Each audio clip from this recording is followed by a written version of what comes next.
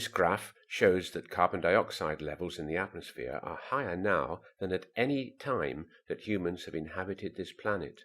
We can measure the concentration in the past, for example, by analyzing tiny pockets of air that have been trapped in Antarctic ice as it got laid down year by year.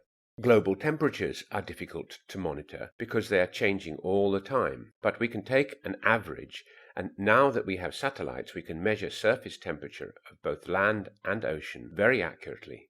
It's more difficult to try to work out global temperatures in the past.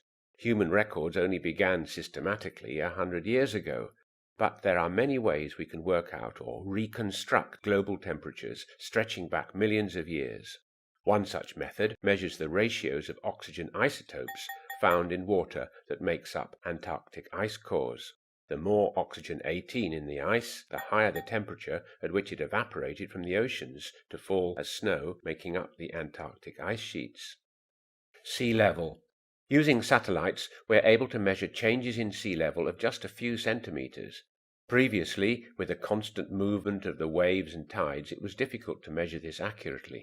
If you're familiar with global positioning satellites, that's GPS navigation, you will appreciate that we can make very accurate measurements using satellites.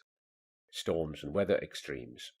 In the first decade of the 21st century, storms became more frequent and more violent. Hurricanes in the Caribbean, typhoons in the China Seas, and heavier monsoons in India. We also witnessed more droughts and heat waves, leading to increased incidents of forest fires in hot countries such as Australia and Greece.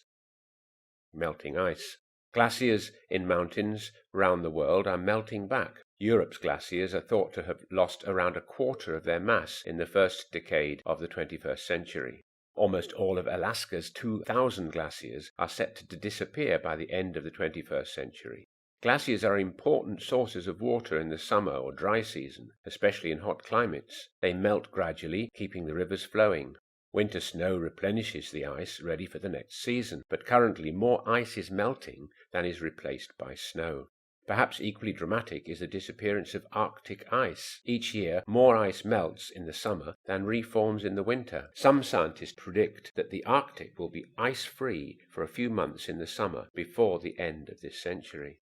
To summarize, modern technology has allowed us to track rises in global temperatures, sea levels, and carbon dioxide levels with a level of accuracy and reliability that was previously unachievable.